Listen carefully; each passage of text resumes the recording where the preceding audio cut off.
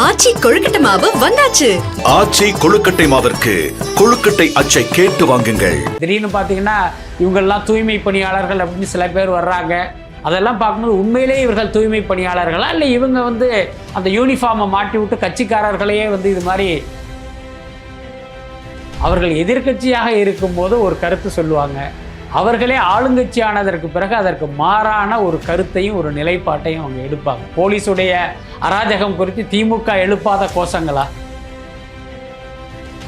தூய்மை பணியாளர்களுடைய உரிமை போராட்டமாக தொடங்கினாலும் அது ஒரு கட்டத்தில் பார்த்தீங்கன்னா அது திசை மாறி போனதை நம்ம பார்த்தா. நேரில் எல்லாம் ஆதரவு தெரிவிச்சிருக்கோம். இவங்களை கூப்பிட்டு அங்கே பார்க்குறாரு. நாம் ஒரு கட்சியின் தலைவருங்கிற நினைப்பு அவர்கிட்ட இருந்தாதான் இந்த மாதிரி மக்கள் ஒரு விஷயத்துக்காக போராடுறாங்கும் போது முதல்ல நம்ம அந்த இடத்துக்கு போகணுங்கிற எண்ணமே உங்களுக்கு வரும். நீலம்க்கெல்லாம் நான் பதில் சொல்ல மாட்டேன். உன்னை யார் இங்கே கூப்பிட்டது? நீங்கள் எந்த ப்ரெஸ்? அப்படிலாம் பத்திரிகையால் தான் நான் சந்திக்கிறேன், உங்களை சந்திக்கல. இதெல்லாம் ஒரு தேவையற்ற கேள்வி. அதுவும் ஒரு ஊடகம். இந்த ஊடகம் எழுப்புகிற கேள்விக்கு நீங்கள் பதில் சொல்லணும். அதுதான் உங்களுடைய வேலை, கடமை. நீங்கள் ஒரு எதிர்கட்சிங்கிறதுனால எங்களை ட்ரிகர் பண்ணுறீங்களா அப்படின்னு கேட்கலாம். ஆனால் நீலம்னு சொன்னதுக்கு இவரையும் கொதிக்கிறார்.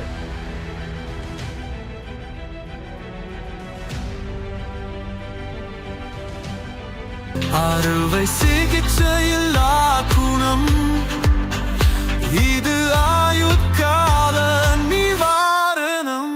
டாக்டர் ஸ்ரீவர்மாஸ். டிபேட் நேயர்களுக்கு வணக்கம். இன்றைய சிறப்பு நேர்காணலில் நம்மோடு இணைந்திருக்கிறார் மூத்த பத்திரிகையாளர் விஸ்மி அவர்கள். சார் வணக்கம். வணக்கம். தூய்மை பணியாளர்களோட போராட்டம், அதில் அரசு நடந்து கொண்ட விதம், அதெல்லாம் பேசுறதுக்கு முன்னாடி ஒரு முக்கியமான அப்டேட் வந்திருக்கு சார். பாஜகவில் நடிகை கஸ்தூரி அவர்கள் ஜாயின் பண்ணியிருக்காங்க. இது எப்படி பார்க்குறீங்க? பாஜகவில் கஸ்தூரி சேர்ந்திருக்காங்களா? ஆமாம். ஆனால் ரொம்ப உண்மையை சொல்ல போனோம்னா கஸ்தூரி பாஜகவில் இருக்கிறதா தான் நான் இன்னும் நினச்சிக்கிட்டு இருக்கேன். அப்படி தான் என் மைண்டில் தகவல் பதிவாக இருக்குது. பல வருடங்களாகவே பாஜகவுடைய ஆதரவாளர் தான் இருந்தாங்க. இன்னும் சொல்லப்போனால் கமலாலயத்தில் நடந்த ஏதோ சில டிஸ்கஷனில் கூட கஸ்தூரி இருந்ததாக எனக்கு ஞாபகம். அதனால் ஒருவேளை அந்த அடையாள அட்டையை இன்றைக்கி கொடுத்துருப்பாங்கன்னு நினைக்கிறேன். மேடம் உங்களுக்கான ஐடி கார்டு ரெடியாகி 5 வருஷமாக அங்கே கடக்க வாங்கிட்டு போங்கன்னு சொல்லி கையில் கொடுத்துருப்பாங்கன்னு தான் நினைக்கிறேன். விளையாட்டாக அப்படி சொன்னாலும் அதிகாரப்பூர்வமாக வேணும்னா இன்றைக்கி அவங்க சேர்ந்துருக்கலாம். பட் அவங்க கருத்தியல் ரீதியாக நீண்ட காலமாகவே ஒரு பாஜகவுடைய உறுப்பினர் தான் கஸ்தூரி.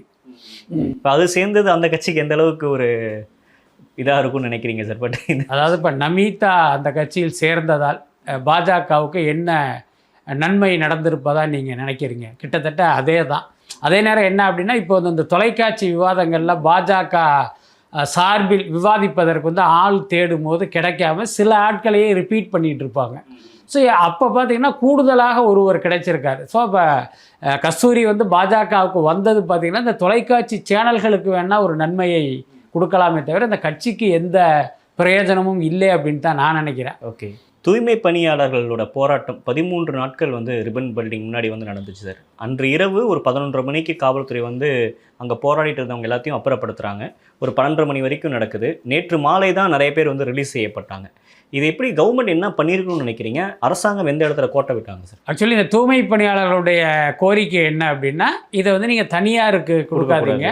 தனியாருக்கு நாங்கள் போனோம் அப்படின்னா எங்களுடைய பணிக்கு பாதுகாப்பு கிடையாது. எல்லாத்துக்கும் மேலே ஒரு அரசு ஊழியர்களாக, அதாவது மாநகராட்சியின் ஊழியர்களாக இருந்தவர்கள் ஒரு தனியார் நிறுவனத்தின் ஊழியர்களாக மாறுவது அப்படிங்கிறதே அவங்களுக்கு ஒரு பயத்தையும் பதட்டத்தையும் கொடுக்கும். முதல்ல அரசு என்ன பண்ணியிருக்கணும்னா அதை அவங்களுக்கு சரியாக விளக்கி சொல்லியிருக்கணும். எல்லாத்துக்கும் மேலே நீங்கள் ஏதோ ஒரு காரணத்துக்காக, ஒரு நிர்வாக காரணத்துக்காக அந்த தூய்மை பணியை என்ன பண்ணுறீங்க, ஒரு தனியார் நிறுவனத்துக்கு கொடுக்குறீங்க.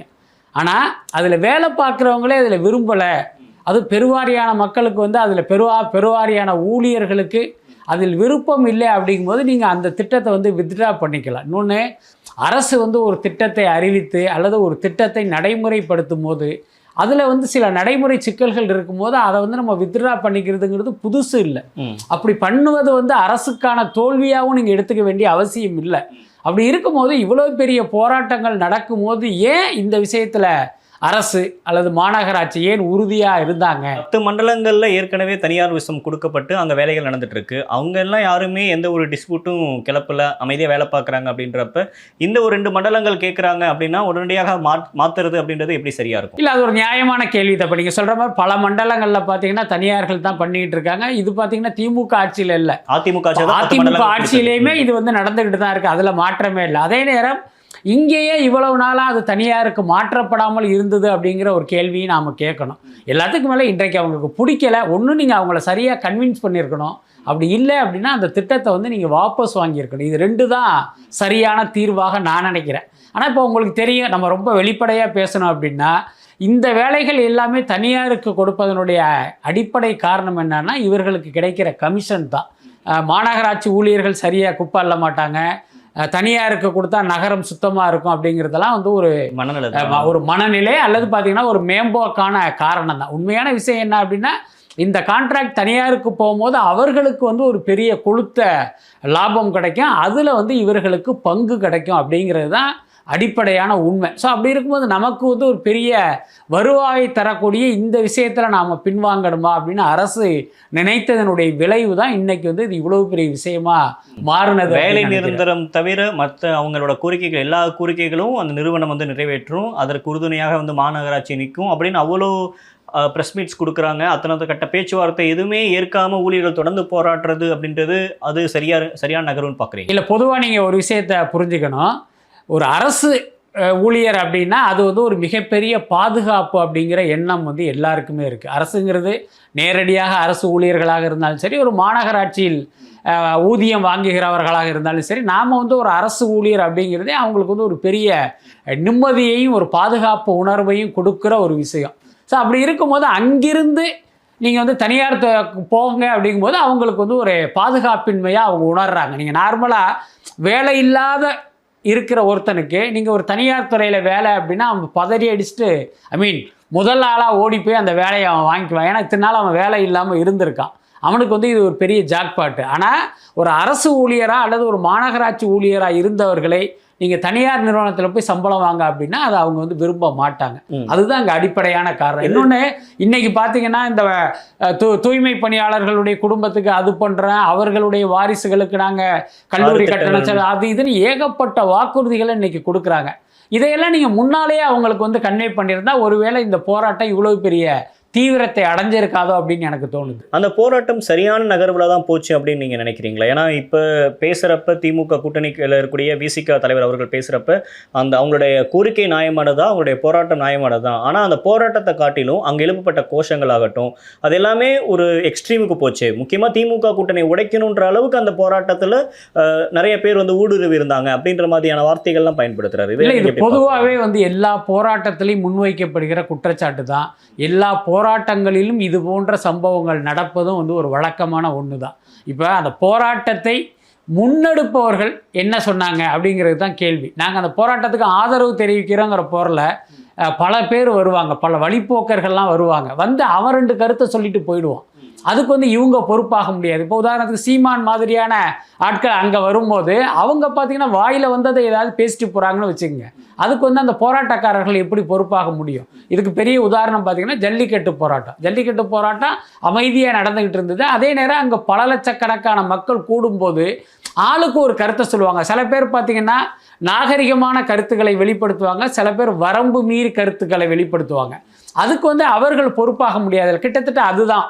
அதுக்கு அடுத்து பார்த்தீங்கன்னா இந்த போராட்டம் தூய்மை பணியாளர்களுடைய உரிமை போராட்டமாக தொடங்கினாலும் அது ஒரு கட்டத்தில் பார்த்தீங்கன்னா அது திசை மாறி போனதை நம்ம பார்த்தோம். அதாவது திமுகவை எதிர்க்கிற சக்திகள் எல்லாமே அல்லது திமுகவை ஆட்சி அதிகாரத்திலிருந்து அப்புறப்படுத்தணும்னு நினைப்பவர்கள் எல்லாமே இங்கு வந்து ஒருங்கிணைவதை நம்ம பார்க்க முடிஞ்சது. இப்போ அவர்கள் வந்து தூண்டி விடுகிற சம்பவங்களும் அங்கே நடந்தது அப்படிங்கிறத நம்ம நிச்சயமாக மறுக்க முடியாது. அதே நேரம் அந்த போராட்டக்காரர்களுடைய பாயிண்ட் ஆஃப் வியூவில் போய் பார்த்தீங்க அப்படின்னா இதையெல்லாம் அவர்களால் தடுக்க முடியாது. இப்போ உதாரணத்துக்கு இப்போ அவங்க போராடிக்கிட்டு இருக்காங்க, அந்த இடத்துக்கு ஒரு சீமான் வர்றாரு அப்படின்னா நீங்கள் வராதிங்க, அப்படி திரும்பி போங்கன்னு அவங்களால சொல்ல முடியாது. நம்மளுடைய போராட்டத்துக்கு வலு சேர்க்கிற மாதிரி ஒரு கட்சியின் தலைவர் வர்றாரு அப்படின்னு தான் பார்ப்பாங்களே தவிர, ஐயோ சீமான் வந்தாருன்னா இது வேற மாதிரி போயிடுமோ அப்படின்னு அவங்க பார்க்க மாட்டாங்க, பார்க்க முடியாது.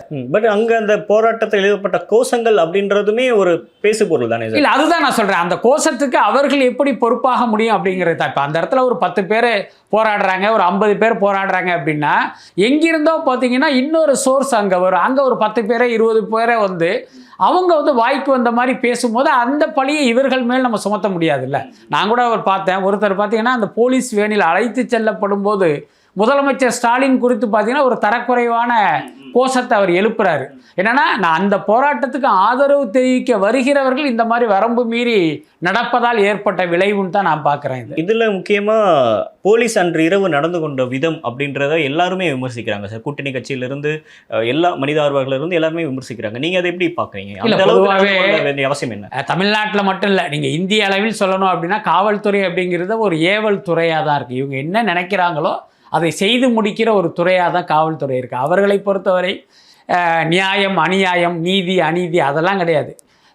இவங்கள காலி பண்ணுங்க அப்படின்னா அவர்களை காலி பண்ணுகிற வேலையை கிட்டத்தட்ட பார்த்திங்கன்னா ஒரு ரவுடி கும்பல் செய்கிற வேலையை தான் காவல்துறை பல இடங்களில் பண்ணிகிட்டு இருக்காங்க.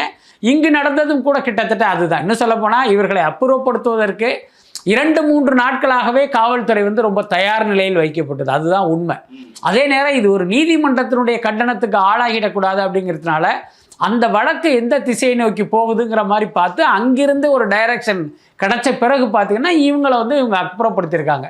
எல்லாத்துக்கும் மேலே பார்த்தீங்கன்னா காவல்துறை ஒரு இடத்துக்கு வந்தால் அவங்க வந்து ஒரு சாத்வீக முறையில் வந்து அணுகுவாங்க அப்படின்னு நீங்கள் எதிர்பார்க்க முடியாது. அப்படி அவங்க பண்ணவும் மாட்டேன். கடந்த காலங்களில் இது மாதிரியான காவல்துறை இப்படி நடந்து கொண்ட விதத்துக்கு எதிர்க்கட்சியாக இருந்த திமுக பல இடங்களில் குரல் கொடுத்துருக்காங்க. இப்படி காவல்துறை வந்து அநாகரிகமாக நடந்திருக்கக்கூடாது அப்படின்லாம் வாய்ஸ் ரைஸ் பண்ணியிருக்காங்க. பட் அவங்க ஆட்சியில் இப்படி நடக்குது அப்படின்றது அவங்களுக்கு ஒரு கெட்ட பேர் தானே? அதெல்லாம் கெட்ட பேர் தான். அதே நேரம் நீங்கள் திமுகவுடைய அணுகுமுறையை வந்து ரொம்ப உன்னிப்பாக கவனிச்சிங்கன்னா தெரியும்.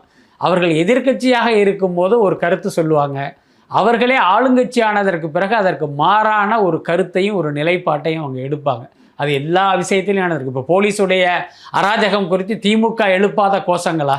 இன்றைக்கி திமுக ஆட்சியிலே பார்த்திங்கன்னா அதே அராஜகத்தை அந்த போலீஸ் செய்து அதற்கு இந்த அரசே ஒரு உத்தரவு போடுது அல்லது கண்டும் காணாமல் இருக்குது. அதனால் திமுக ஆட்சியில் இப்படி நடந்துருச்சு அப்படின்னா நம்ம ஒரு பெரிய ஆச்சரியமாகவோ வியப்பாகவோ அதை பார்க்க. ஆனால் நேற்று அந்த சம்பவம் நடக்குது. நேற்று அமைச்சரவை கூட்டம் உடனடியாக கூட்டப்படுது. ஒரு 6 திட்டங்களை தூய்மை பணியாளர்களுக்கு அறிவிக்கிறாங்க.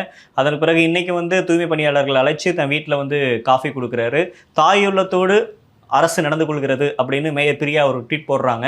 இதெல்லாமே நீங்கள் ஒரு அரசு இதை கவனிக்கிறாங்க, தூய்மை பணியாளர்கள் மீது அரசு ஒரு கரிசனம் இருக்குது அப்படின்ற பார்வையில் நீங்கள் பார்க்கலையா? இல்லை, எனக்கு என்னமோ இது ஒரு கரிசன பார்வை எனக்கு தோணலை. இது வந்து ஒரு நாடகமாக தான் எனக்கு தோணுது. என்ன காரணம்னா, அவர்கள் மீது அரசுக்கோ இந்த முதலமைச்சர் ஸ்டாலினுக்கோ உண்மையான அக்கறையும் கரிசனமும் இருந்திருந்தால் நீங்கள் முதல் நாளே அந்த இடத்துக்கு போயிருக்கலாம். ஒரு கற்பனைக்கு சொல்கிறேன், முதலமைச்சர் ஸ்டாலின் அந்த இடத்துக்கு போயிருந்தார் அப்படின்னா இந்த போராட்டம் இந்த அளவுக்கு நீடித்து இருக்காது. ஏன்னா இவர் வந்த உடனே நம்ம கோரிக்கை நிறைவேறலை என்பதை தாண்டி முதலமைச்சர் நம்மளை தேடி வந்துட்டாரே அப்படிங்கிற அந்த ஒற்றை காரணத்திலே கூட அவர்கள் போராட்டத்தை வாபஸ் பெற்று இருப்பாங்க அப்படின்னு தான் நான் நினைக்கிறேன். ஸோ இப்போ நீங்கள் அப்போ அவர்களுக்கு தேவைப்படும் போது நீங்கள் அந்த இடத்துக்கு போகலை. ஆனால் இன்றைக்கி போலீஸால் அவர்கள் அப்புறப்படுத்தப்பட்டு அது ஒரு பெரிய பிரச்சனையாக மாறிய பிறகு நீங்கள் வந்து அது வந்து ஒரு பெரிய இஷ்யூ ஆகிடக்கூடாதுன்னு ஒரு நாடகத்தை அரங்கேற்றுறாங்க. அப்படி தான் நான் பார்க்குறேன். திடீர்னு பார்த்தீங்கன்னா இவங்கெல்லாம் தூய்மை பணியாளர்கள் அப்படின்னு சில பேர் வர்றாங்க. அதெல்லாம் பார்க்கும்போது உண்மையிலே இவர்கள் தூய்மை பணியாளர்களா இல்லை இவங்க வந்து அந்த யூனிஃபார்மை மாட்டி விட்டு கட்சிக்காரர்களையே வந்து இது மாதிரி அணிவகுப்பு ஊர்வலம் நடத்துகிறாங்களான்னு சந்தேகப்படுற அளவுக்கு தான் இந்த செயல்கள் எல்லாமே. ப்ரொட்டஸ்ட் ஆரம்பிச்சதுலேருந்து அதோட எண்டு வரைக்கும் அமைச்சர் சேகர்பாபு நடந்து கொண்ட விதம், அவரை ப்ரெஸ்ஸை ஹேண்டில் பண்ணுறது, இது எல்லாமே ஒரு பேசுபொருளாக மாறி இருக்கு. நீங்கள் இதை எப்படி பார்க்குறீங்க சார்? ஆமாம், சேகர்பாபுடைய செயல்பாடுகளில் பார்த்தீங்கன்னா ஒரு அதிகார திமிர் தெரியுது. சேகர்பாபு வந்து வர்றாரு, அவர்கிட்ட பல நிருபர்கள் கேள்வி கேட்குறாங்க. அதில் ஒருத்தர் கேள்வி கேட்குறாரு. அந்த கேள்வி பார்த்தீங்கன்னா அவர்களுடைய செயல்பாடுகளை விமர்சனம் பண்ணுகிற துணியில் இருக்குது. அப்போ என்ன பண்ணணும் அப்படின்னா அந்த கேள்விக்கு பதில் சொல்ல வேண்டியது அவருடைய கடமை. ஆனால் அவர் என்ன கேட்குறாரு, நீங்கள் எந்த ஊடகம்னு கேட்குறாரு. அவர் சொல்கிறாரு, நான் வந்து நீலம் அப்படின்னு பாரஞ்சித்துடைய ஊடகம் அப்படின்னு அவர் சொல்கிறாரு. நீலம்க்கெல்லாம் நான் பதில் சொல்ல மாட்டேன், உன்னை யார் இங்கே கூப்பிட்டது, இது வந்து வெறுமனே வந்து டிவி ரிப்போர்ட்டருக்கு மட்டும்தான் நான் அழைப்பு கொடுத்தேன், நீ ஏன் இங்கே வந்த அப்படின்னு ஒரு கேள்வியை கேட்குறாரு. இதெல்லாம் வந்து ஒரு தேவையற்ற கேள்வி. அதுவும் ஒரு ஊடகம். அப்படிங்கும்போது அந்த ஊடகம் எழுப்புகிற கேள்விக்கு நீங்கள் பதில் சொல்லணும். அதுதான் உங்களுடைய வேலை, கடமை. ஆனால் அவர் பார்த்தீங்கன்னா இப்படி ஒரு கேள்வியை எழுப்புறாரு. ஆனால் அதை வந்து ஒரு ஜாதி ரீதியாக அவர் பார்க்குறாரு அப்படின்ற அந்த பார்வைக்கு நம்ம எப்படி வரோம்? இல்லை, ஆக்சுவலி பார்த்தீங்கன்னா நீங்கள் எந்த ஊடகம்னு கேட்குறது, இந்த கேள்வி கேட்டது எந்த ஊடகம் அப்படின்னு கவனிக்கிறதுங்கிறது ஒரு சரியான விஷயம் தான். என்ன காரணம்னா இன்றைக்கி ஊடகங்களே அரசியல் கட்சிகளுடைய வசம் இருக்குது. இப்போ திமுக ஆட்சி நடக்குது அப்படின்னா ஒரு ஜெயா டிவி சேர்ந்தவர்களோ நியூஸ் ஜேவை சேர்ந்தவர்களோ வந்து என்ன பண்ணுவாங்க அப்படின்னா ஏதாவது ஒரு கான்ட்ரவர்சியான கேள்வியை கேட்டு இந்த ஆட்சிக்கு ஒரு கெட்ட பெயரை ஏற்படுத்துவதற்கான ஒரு முயற்சியை பண்ணுவாங்க. அப்படியே அதிமுக ஆட்சி நடக்கும்போது பார்த்தீங்கன்னா சன் தொலைக்காட்சியிலிருந்தோ கலைஞர் டிவியிலிருந்தோ போய் இதே மாதிரி ஒரு கேள்வியை கேட்டு அவர்களுக்கு கெட்ட பெயரை ஏற்படுத்த முயற்சி பண்ணுவாங்க. அதனால நீங்கள் என்ன ஊடகம் அப்படின்னு கேட்குறதுங்கிறது வழக்கமான ஒன்று தான். இன்னும் சொல்லப்போனால் விஜயகாந்த் உயிரோடு இருந்த காலகட்டத்தில் அவரை ட்ரிகர் பண்ணி அவரை கோபப்படுத்தி இந்த சேரை தூக்கி அடிக்கிற அளவுக்கெல்லாம் அவரை கொண்டு வந்தது இந்த தொலைக்காட்சி நிருபர்கள் தான். அதெல்லாம் மாற்றம் இல்லை. அதே நேரம் சேகர் பாபு அப்படி கேட்குறாரு. அப்படி கேட்கும்போது அந்த நிருபர் சொன்ன பதில் ஒருவேளை ஜெயா டிவினோ நியூஸ் ஜேன்னு சொல்லியிருந்தா என்ன இவர் வந்து கோபப்படுறதுல அர்த்தம் உண்டு. நீங்கள் வந்து ஒரு எதிர்கட்சிங்கிறதுனால எங்களை ட்ரிகர் பண்ணுறீங்களா அப்படின்னு கேட்கலாம். ஆனால் நீலம்னு சொன்னதுக்கு இவரையும் கொதிக்கிறாரு. நீலம்ங்கிறது பார்த்தீங்கன்னா எந்த கட்சி சார்பற்ற ஒரு ஊடகம் அது. அதாவது பாரஞ்சித் பார்த்தீங்கன்னா ஒரு ஆம்ஸ்ட்ராங்குடைய ஆதரவாளராக பகுஜன் சமாஜுடைய அபிமானியாக வேணா இருக்கலாம். ஆனால் நீலம் ஊடகங்கிறது அந்த கட்சி சார்ந்த ஊடகம் கிடையாது. அப்போ நீங்கள் என்னன்னா அதை ஒரு நடுநிலை ஊடகமாக தானே நீங்கள் பார்க்கணும். ஸோ அது உண்மையாக இருக்கும் பட்சம் அந்த பார்வை இவர் மீது படிவதை வந்து தவிர்க்க முடியாது. இப்போ சென்னையில் இவ்வளோ பெரிய ஒரு ப்ரொட்டஸ்ட் நடக்குது. எல்லா கட்சி தலைவர்களும் நேரில் வந்து ஆதரவு தெரிவித்தாங்க. ஆனால் தமிழ்நாட்டில் ஒரு முக்கியமான கட்சியாக வளர்ந்து வரணும் அப்படின்னு நினைக்கக்கூடிய ஒரு தாவேக்கா அந்த போராட்டத்தில் அவங்க தாவேக்கா கட்சி சார்ந்த நிறைய பேர் இருந்தாங்க. அதோட தலைவர் விஜய் ஏன் விசிட் பண்ணல? அவர் வந்து அந்த போராட்டத்துக்கு நேரில் வந்து ஆதரவு தெரிவிச்சிருக்கணும். இவங்களை கூப்பிட்டு அங்கே வந்து பார்க்குறாரு. மழை வெள்ளம் பாதிக்கப்பட்டவங்களையும் அங்கே கூப்பிட்டு பார்க்குறாரு. போராடிட்டு இருந்தவங்களே நீங்கள் வாங்க பனையூருக்கு வாங்க அப்படின்னு கூப்பிட்டு போய் பார்க்குறாரு. இதெல்லாம் ஒரு தலைவருக்கான ஒரு அழகுன்னு நினைக்கிறீங்க? இல்லை, அது ஒரு சரியான அணுகுமுறை இல்லை. என்னென்னா நான் இப்போ காலையில் கூட சொன்னேன், விஜய்க்கு வந்து நாம் ஒரு நடிகர் அப்படிங்கிறது இன்னும் அவருடைய மைண்டில் இருக்குது. அது முதல்ல எரேஸ் பண்ணணும். நாம் வந்து ஒரு கட்சியின் தலைவருங்கிற நினைப்பு அவர்கிட்ட இருந்தால் தான் இந்த மாதிரி மக்கள் ஒரு விஷயத்துக்காக போராடுறாங்கங்கும் போது முதல்ல நம்ம அந்த இடத்துக்கு போகணுங்கிற எண்ணமே உங்களுக்கு வரும். நம்ம வந்து ஒரு பெரிய நடிகர், நம்ம அங்கே போனால் கூட்டம் வரும், அந்த கூட்டத்தை எப்படி சமாளிக்கிறது, நம்ம அங்கே போய் ஏதாவது ஒரு அசம்பாவிதம் நடந்துருமோ அப்படின்னு அவர் யோசிப்பதெல்லாமே நடிகர் விஜயாக அவர் யோசிக்கிறார். அதனுடைய விளைவு தான் இதெல்லாம். அப்போ என்ன பண்ணலாம், நம்ம போனோம்னா கூட்டம் வரும், பிரச்சனை வரும். அப்போ இங்கே உட்காந்துக்கிட்டே நம்ம அவங்கள வர வச்சு பார்த்துருவோம். இது பார்த்தீங்கன்னா ஒரு நடிகருடைய மனோபாவம் தான் இது. ஒரு கட்சி தலைவராக இருந்தால் நீங்கள் இப்படியெல்லாம் யோசிக்கவே மாட்டீங்க. என்ன பண்ணுவீங்க, முதல்ல நம்ம அவங்க கூட போய் உட்காருவோம், அங்கே நின்று கோஷம் போடுவோம், அப்படி தானே தோணும். விஜய் அங்கே ஸ்பாட்டுக்கு போயிருந்தா அப்படின்னா அந்த போராட்டமே வேற மாதிரி இருந்திருக்கும். அந்த போராட்டம்னா அந்த மக்களுக்கு தீர்வு கிடைக்க போகிறது இல்லை. அவங்க உடனே பார்த்தீங்கன்னா அந்த ராம்கி நிறுவனத்துக்கு கொடுத்த கான்ட்ராக்டை கேன்சல் பண்ணிட்டு மீண்டும் மாநகராட்சியை குப்பையில்னு அவங்க சொல்ல போகிறது இல்லை. இருந்தாலும் அந்த மக்களுக்கு வந்து ஒரு ஆதரவாக இருக்கும். இன்னொன்று, அரசுக்கே பார்த்தீங்கன்னா ஒரு சின்னதாக வந்து ஒரு அச்சம் வருவதற்கு வாய்ப்பு இருக்குது. ஆக இந்த மாதிரி கட்சிகள் எல்லாம் பின்னால் இருக்காங்க, அப்போ நம்ம வந்து ஒரு தவறான முடிவு எடுத்தோம்னா அது ஒரு பெரிய பிரச்சனையை ஏற்படுத்தும்.